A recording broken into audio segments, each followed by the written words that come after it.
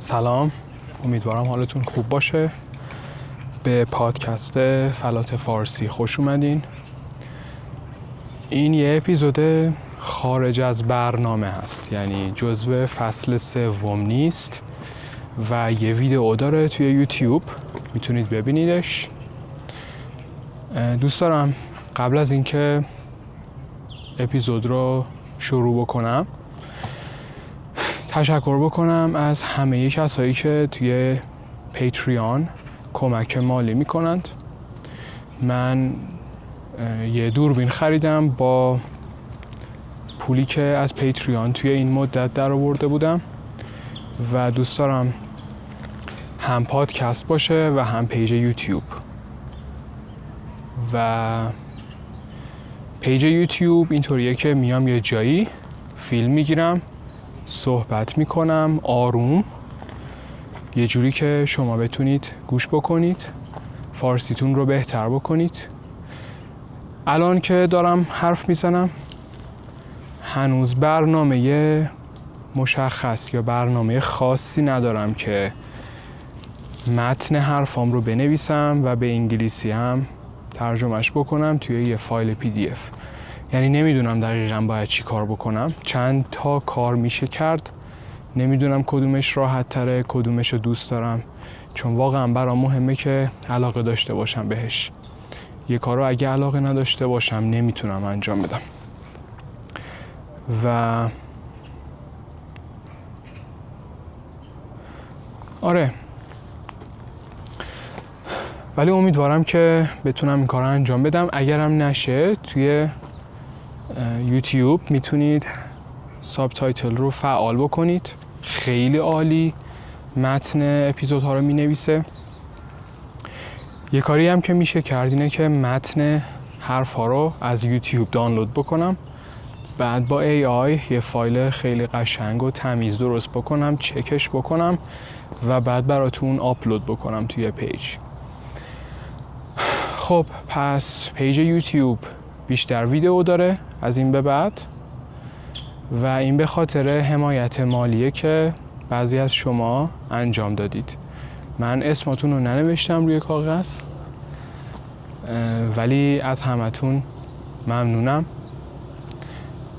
خیلی خیلی بهم کمک میکنه این کمک مالی که شما برای پادکست میکنید.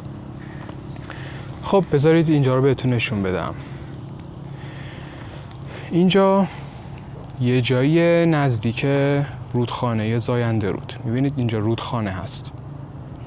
آب رودخانه کمه، برای همین یه کاری کردن که آب از یه نقطه رد بشه. وسط رودخونه رو خاک ریختند، بلاک کردند که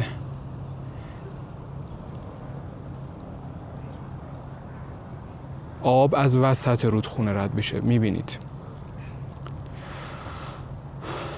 آره. بعد من با اینجا خیلی زیاد خاطره دارم، خیلی زیاد. 2021 من چندین روز، شاید یک ماه، هر روز صبح می اومدم اینجا ساعت 6، شاید الان ساعت 5:45 هست و می اومدم اینجا با خودم تمرین انگلیسی می کردم. دقیقاً روی همین سنگ می شستم و به درخت ها نگاه می کردم، با خودم حرف می زدم. می گفتم خب در مورد این درخت میتونی الان حرف بزنی؟ در مورد این رودخانه که اون روز خشک بود میتونی حرف بزنی؟ خب اون موقع آخر تابستون بود، یکم سبزتر بود درخت ها. الان خیلی درخت ها زرد شده و خشک شده. نمیدونم چرا، شاید کمتر آب دارند، نمیدونم. به هر حال من اینجا زیاد می اومدم تمرین انگلیسی می کردم و یه روز صبح توی اواخر تابستون یه امتحان زبان انگلیسی داشتم و اینجا یکم با سلف تاک بیشتر کار کردم، علاقه‌مند بیشتر شدم بهش. الان دوست دارم باهاتون تمرین بکنم. وقتی میاید یه جایی توی طبیعت مثلا اینجا. خب نگاه میکنید به یه چیزی اینجا، میگید این چیه؟ خب این یه سنگ بزرگه، یه سنگ بزرگه و رنگش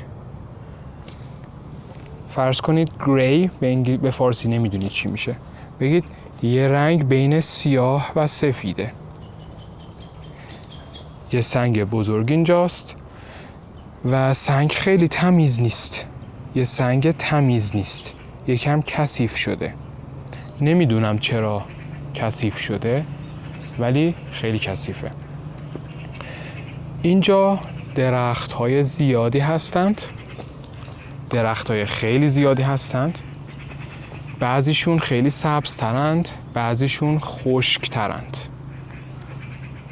خیلی درخت دوست دارم، دوست دارم به درخت‌ها نگاه بکنم. دوچرخه هم اینجاست. دوچرخه من سیاهه، دوچرخه من سیاهه. خیلی دوچرخه دوست دارم. با دوچرخه میرم پارک، با دوچرخه برمیگردم خونه. الان دارم به درخت نگاه میکنم. چند تا برگ به درخته، چند تا برگ به درخته. اونجا هم چند تا برگ دیگه به درخت هست. رنگ برگ ها سبزه، رنگ درخت چه رنگیه؟ قهوه‌ایه. رنگ درخت قهوه‌ایه. این برگ از درخت افتاد. اینجا رودخانه هست، رودخانه یا رود. توی رودخونه آب هست، توی رودخونه آب هست و خیلی دور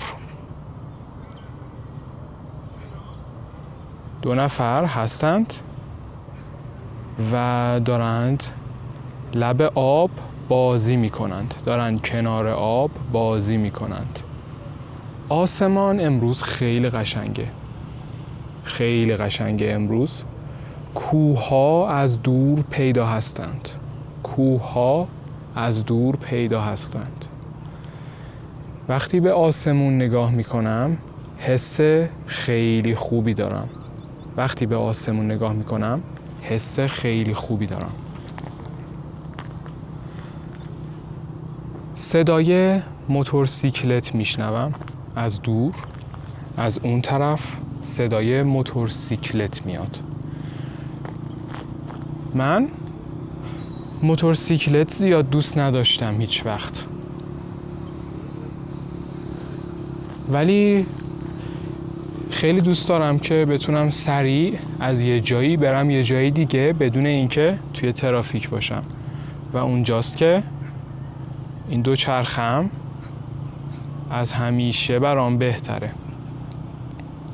فرقی نمیکنه چقدر خیابون‌ها شلوغه، همیشه با دوچرخه میتونم خیلی راحت برم و بیام. فرقی نمیکنه سوخت چقدر گرونه، چقدر ارزونه. سوخت، فیول، دوست دارم با دوچرخه برم چون فقط خودمم و انرژی خودم و غذایی که خوردم و ماهیچه ها و قدرتم. پس با دوچرخه خیلی راحت میرم هر جایی که بخوام، هر ساعتی از روز که دوست داشته باشم.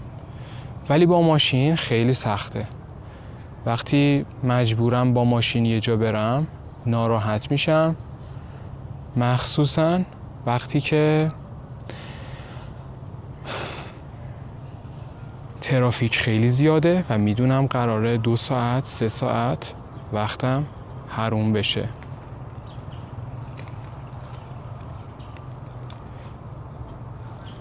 الان دارم راه میرم، دارم روی زمین راه میرم. اون طرف صدای کلاغ میاد، صدای کلاغ. کلاغ یک پرنده سیاهه که میگه قار قار قار، قار قار میکنه. کلاغ‌ها قارقار می‌کنند.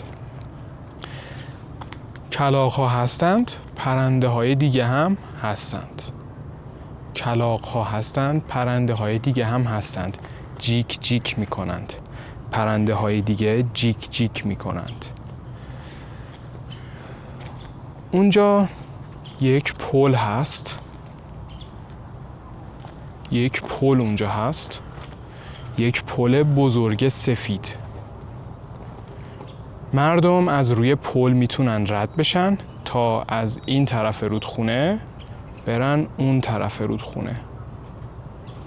اینجا یه پارک خیلی بزرگه و همینطور ادامه پیدا میکنه تا اصفهان تموم بشه، چون کنار رودخونه همش پارکه و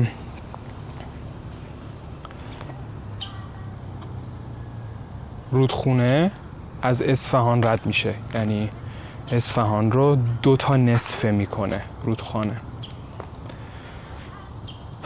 بعضی از درخت ها روشون رنگ آبی هست. بعضی از درخت ها روشون رنگ آبی هست. نمیدونم چرا، یه چیزی روش نوشته ولی نمیتونم بخونم.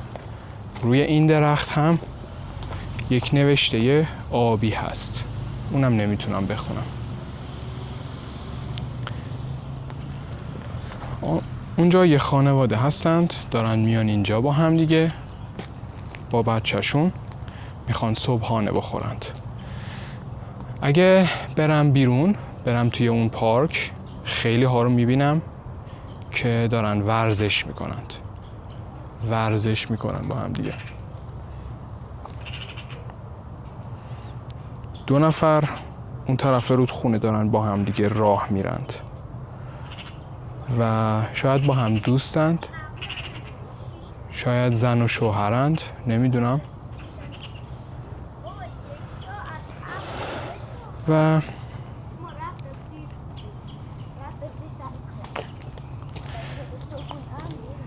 یادم 2 سال پیش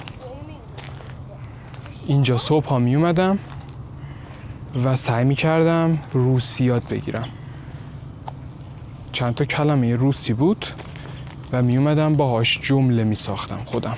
خیلی آروم، خیلی روان و خیلی حس خوبی داشت.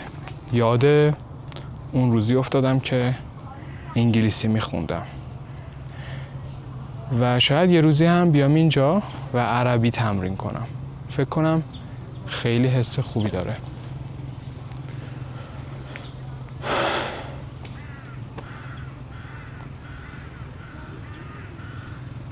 یه موتورسیکلت این طرفه و صدا میکنه.